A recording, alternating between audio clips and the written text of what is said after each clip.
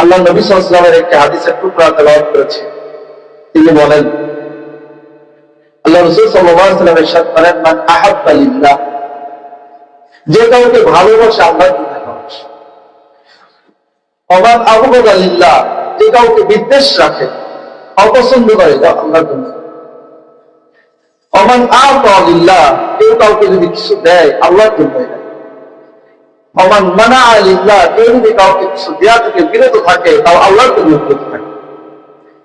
আল্লাহ নবী বলেন, ফাকাদ ইসতাকমালাল ঈমান, তার ঈমান পূর্ণ হলো। সুবহানাল্লাহ। কয় কাজ? 4 কাজ। মহব্বত, ভালোবাসা হবে কার জন্য? আল্লাহর জন্য। কারোর সাথে যদি দূরত্ব সৃষ্টি হয়, বিদ্বেষ সৃষ্টি হয়, রাগারাগি হয়, মনোমালিন্য হয়, এটা হবে কার জন্য? আল্লাহর জন্য। কাউকে যদি কিছু দেই, খাওয়াই, পড়াই, তাহলে কার জন্য? আল্লাহর জন্য। এমনকি নিজের স্ত্রী সন্তানকে খাওয়াইতে পড়াতে কার জন্য? আল্লাহর জন্য।